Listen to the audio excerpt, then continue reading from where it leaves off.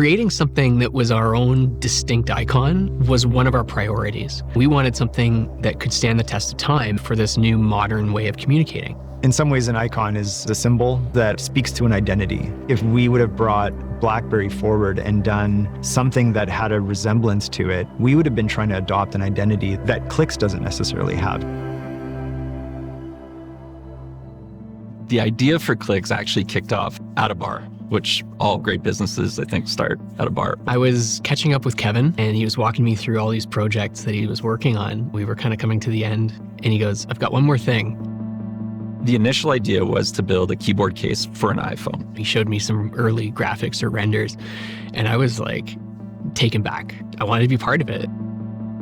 We launched the Clicks keyboard case to the world, and that really helped validate the market. And as we kept validating it, we made our proof points to get to the Clicks Communicator. We've been talking about doing a Clicks phone ever since we started building a keyboard case. And we always came back to, this isn't the right thing to do right now. But then the stars started to align. After 10 years at BlackBerry, I never wanted to really design another smartphone. It became about consumption and distraction and all of that. I started pulling away. I saw them as tools. I saw them as a means to communicate. So when these guys, called me up from New York, it made me step back, and I realized what they were attempting to create was something that broke the norm. I could see this product, being a way to help shape something special in the world that we're living in today. That first conversation really centered around how do people communicate, take action, and become productive on the go today. And so it wasn't just about buttons. It wasn't just about typing. It was about input. It was about confidence. It was about control. And those are some of the words that came up over and over again. Many people on the planet today haven't experienced a phone in their hands that feels this good. The width of it, the length of it, the balance point of it, where my thumbs go as I pick it up, it's completely natural. If I want to reach for the prompt key and use voice, it's exactly where you want it to be. Not too low where you're accidentally pushing the button. Just that little bit of reach, just needed for the intent to be there. It's perfection. When it comes to making a great keyboard, there's a number of things to consider. The biggest thing is key separation, and that's where the raised detailing of our keys allow for that. The other is the size of the key, and what we ended up with was splitting the circular key horizontally and then pulling it vertically. And that created this pill shape that is perfect for the product in many ways.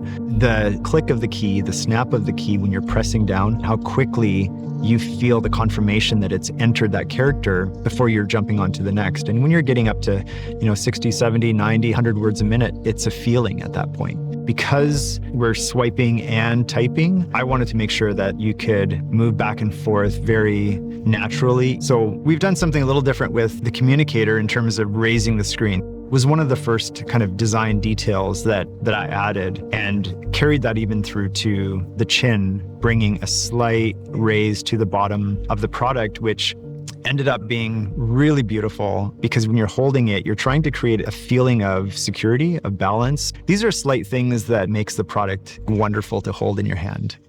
One of the features on old BlackBerrys that people loved and I loved was the blinking red light.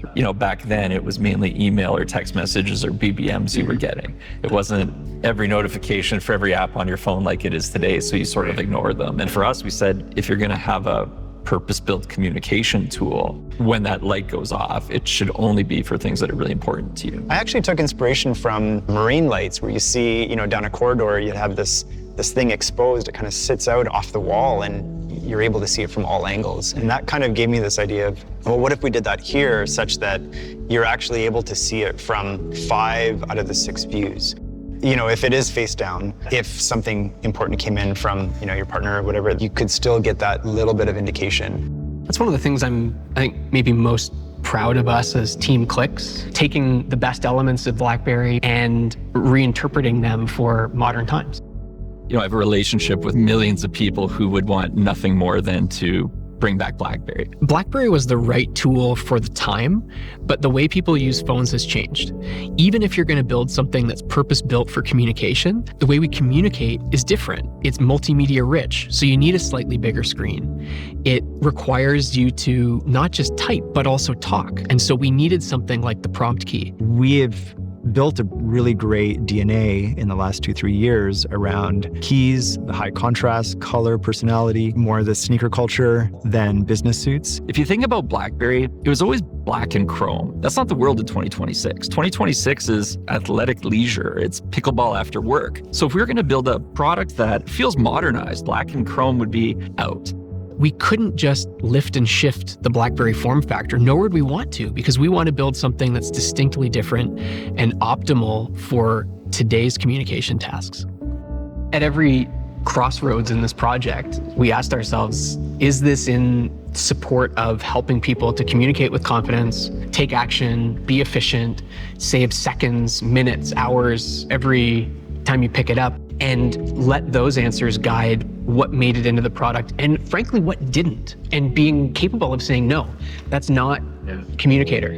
We're actually creating something that has a legacy and its own point of view on design. It's amazing to be at this point where we're able to actually deliver on a vision without compromise. I think we're all realizing we're a little bit too addicted to our screens. We need to get back to prioritizing the real world and people again. And I think to be in a position where we can build cool stuff sets us up for a really interesting decade ahead. There's no team on the planet who is as passionate about building a product like this as Clix is. We're sweating every detail. Everything matters because we want this to be absolutely perfect.